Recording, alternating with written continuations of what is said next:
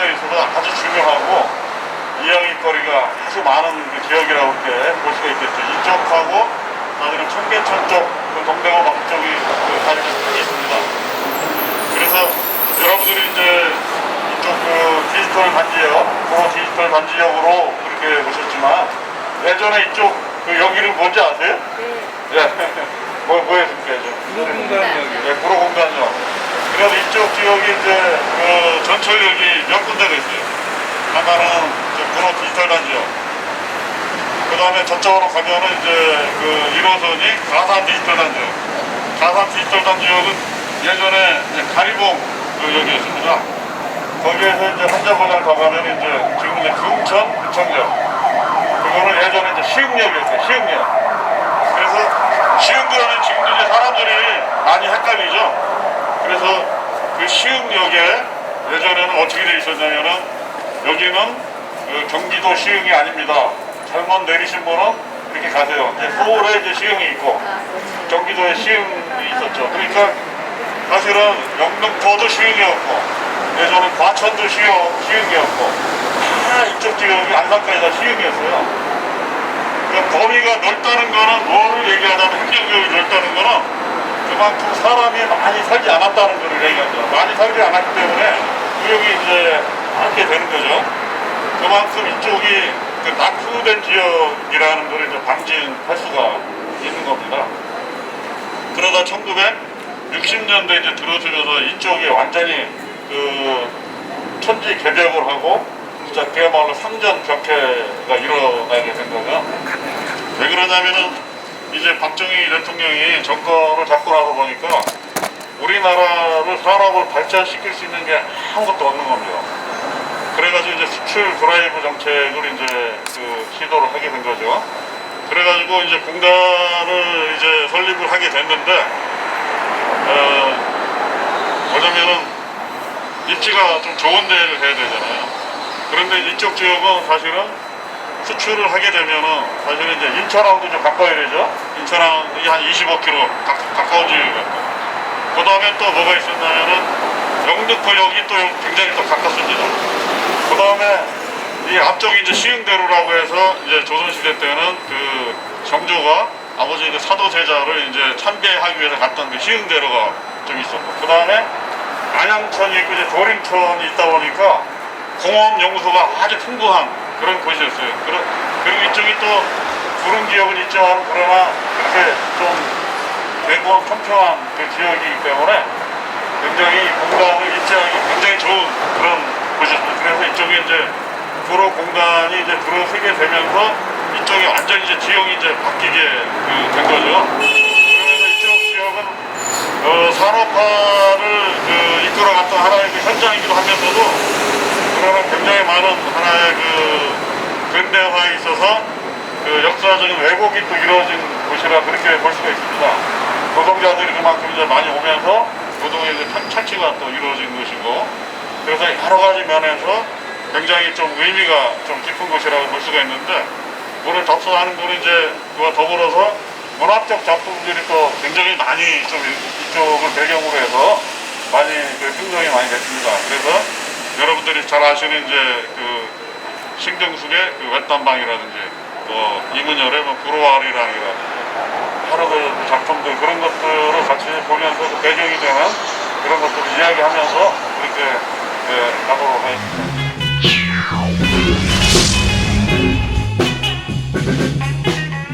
우리가 이제 구로 디지털 단지역에서 출발을 했는데요. 거기도 미래유산이고 여기 이쪽도 이제 한국수출산업공단 이쪽도 이제 미래유산입니다.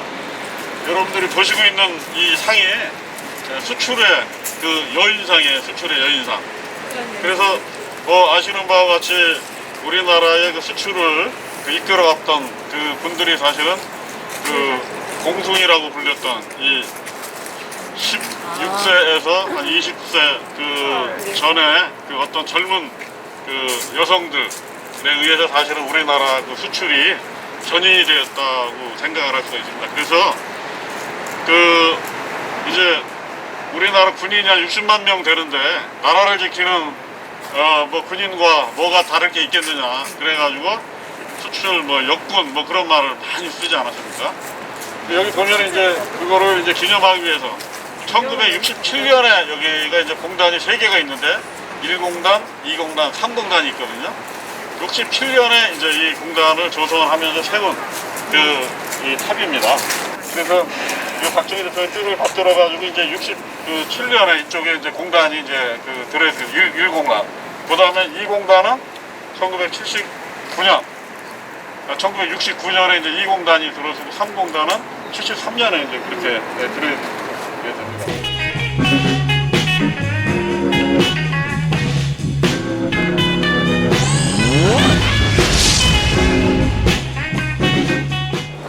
여기에서 이제 여러분들이 딱 보면은 정면에 보이는 건물 있죠? 이어분의 이 건물. 이게 이제 에이스 테크노 타워 2차.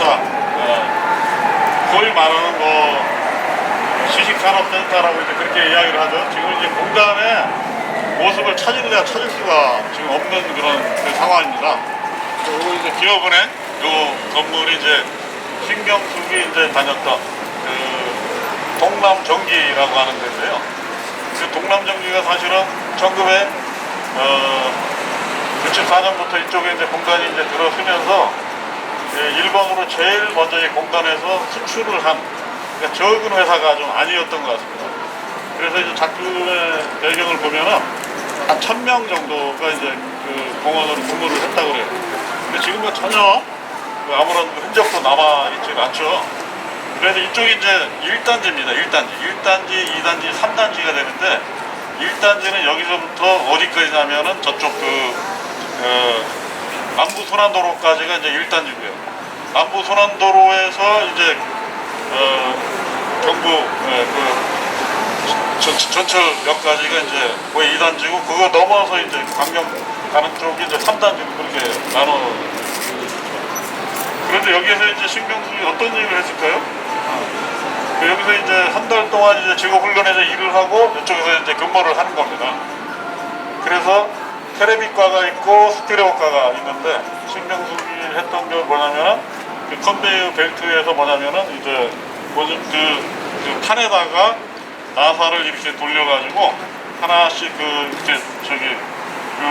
뒷판에다가 그 나사를 박아서 조립하는 그런 일을 했어요. 그러면 여러분들 신경숙 외딴만 읽으신 분이 저기 이제 1885년에 이제 그 문예중앙에 겨울 우화로 해서 등단을 하고 나서 작품 활동을 계속 합니다. 그런데 같이 이렇게 근무했던 사람들도 있을 거고 아니면은 영등포 여고 산업체 특별 학급에서 공부했던 사람도 있을 거 아니에요. 그러면서 예전에는 신문사에 광고밖에 그 소설을 홍보할 일이 없는 거예요. 신경숙이 이제 사진이 나오고 책을 이렇게 하는 게 나올 거예요. 그러면은 친구들이 다 그걸 이제 보는 거예요. 그런데 하계숙이라고 하는 그 친구가 있는데 같이 산업체 특별 학급에서 공부를 했던 그 사람한테 이제 전화가 온 겁니다. 그러면서 야, 나 하계숙이야. 너 나 기억나? 기억날 리가 없죠. 네. 그러면서 그때 네가 소설가가 됐다는 거를 보고 내가 너무 기뻤어. 그래서 네가 쓰는 소설을 내가 다 보는데 왜 우리 얘기를 쓰지 않니? 그렇게 반문을 하는 거예요. 그러니까 이제 신경숙이 봤을 때는 섬찟한 거죠. 그러면서 신경숙이 그 소설을 쓴게 1995년에 이제 94년부터 95년에 이제 그 외딴방이라는 걸 쓴 거거든요. 그러면서 그때를 이제 반출하는 거예요. 그때로 봤을 때는 한 14년 전, 15년 전 자기가 이쪽에서 생활했던 거를 이제 기억을 하면서 내가 이때 이 시절을 내가 부끄러워한 건가? 그런데 부끄러워한 것 같지는 않고 그런데 또 왜 숨겼을까? 그러시면 이제 자기 자신을 깨달은 거죠. 내가 이곳에서 살면서 공손이로서 살면서 나름대로 상처가 있었구나. 이제 그런 것들이 이제 반문을 하면서 글을 이렇게 이제 쓰기 이제 시작하는 겁니다. 예. 그게 이제 하나의 그 작품의 이제 배경이라고 이제 보고.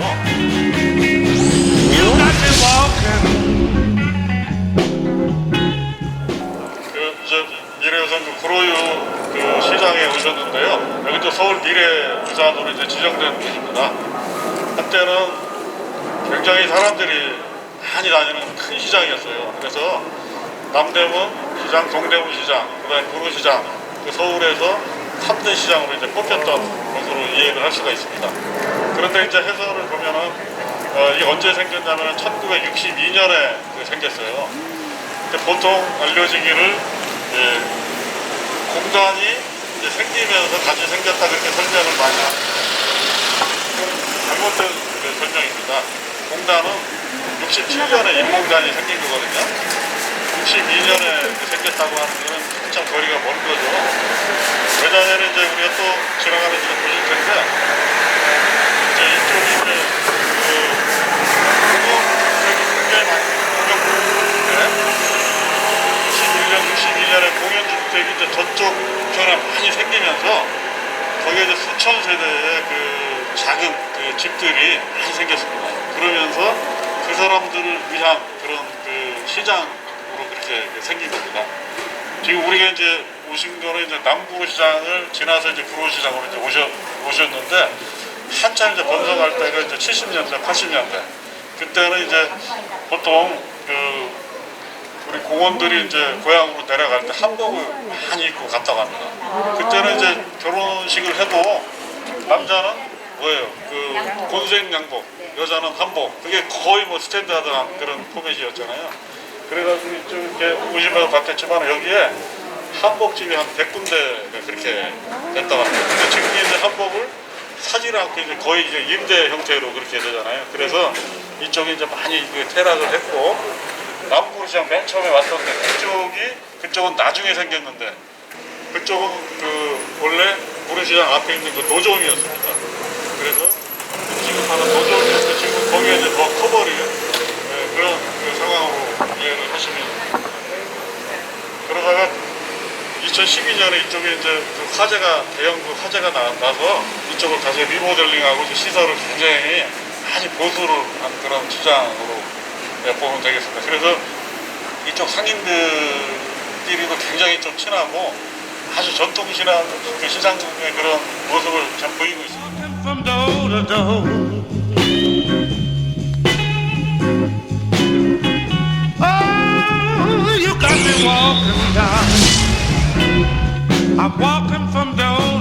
앞에 나무가 보이시나요?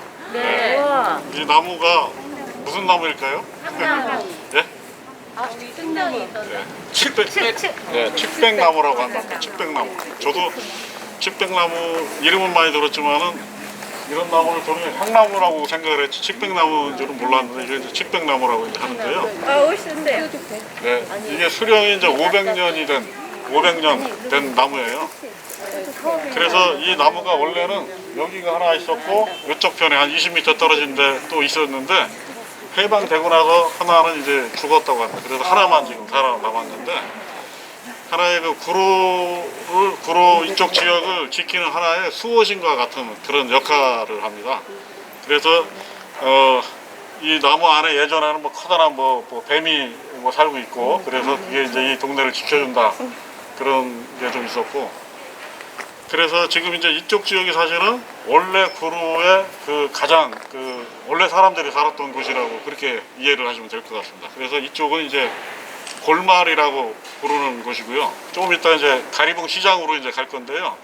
그쪽은 대촌이라고 하는 데고, 예전에 그 삼립식품이 있었던 그 자리. 그러니까 이쪽 지역이 이제 원래 구로 동 지역이라고 보시면 될 것 같습니다. 여기는 미래유산인데요. 디지털 단지 오거리라고 하는데 예전에 이제 가리봉 오거리라고 했습니다. 이게 오거리로 보이세요? 네, 그래서 예전에 이제 가리봉 오거리입니다. 그 여기까지가 이제 1단지고요. 이게 그 남부순환도로를 넘어가면 2단지입니다. 저기에서 또 한번 넘어가면 이제 3단지. 그래서 이쪽은 구로구고 저쪽은 이제 금천구예요. 네. 근데 이쪽이 이제 가리봉 오거리가 모든 그 공단 생활의 그 중심지였어요. 그래서 지금은 사실은 예전의 흔적이 많이 남아있지는 않는데, 여기 이렇게 보면은 이쪽에 좀 이따 이제 보시면은 나폴리 다방이라고 있습니다. 나폴리 다방. 그거 하나 정도가 이렇게 찾아봤더니 이제 옛날에 그 어떤 건물이라든지 옛날 70년대부터 있었던 그 다방에 이게 남아 있고 이쪽이 그런 모든 생활의 그 중심이었고 또 하나의 의미는 뭐냐면은 이제 1단지하고 이제 2단지 이쪽에는 뭐 전자라든지 그런 것들이 있었고 2단지 저쪽은 뭐냐면은 섬유 공장이라든지 의류 공장들이 많았습니다. 그렇게 하다 보니까 저쪽이 사실은 노동조합들이 굉장히 많았어요. 젊은 여공들을 중심으로 한. 그래서 그 사람들이 항상 이렇게 데모를 하면은 항상 진출하려고 했던 것이 가리봉 5거리입니다. 그러니까 사실은 여기까지 오기가 사실은 쉽지가 않은 거죠. 그 공장에서 나와서 이쪽까지 진출하기가 쉽지 않은 그런 어떤 그 기억이나 그렇게 보시면 될 것 같습니다. Oh, I hate to see you go.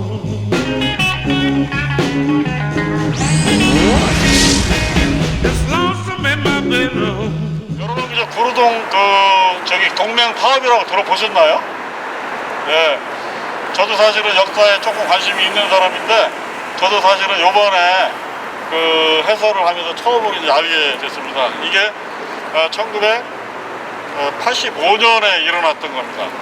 파업이면 파업인데 이거는 동맹 파업이라는 거예요. 그래서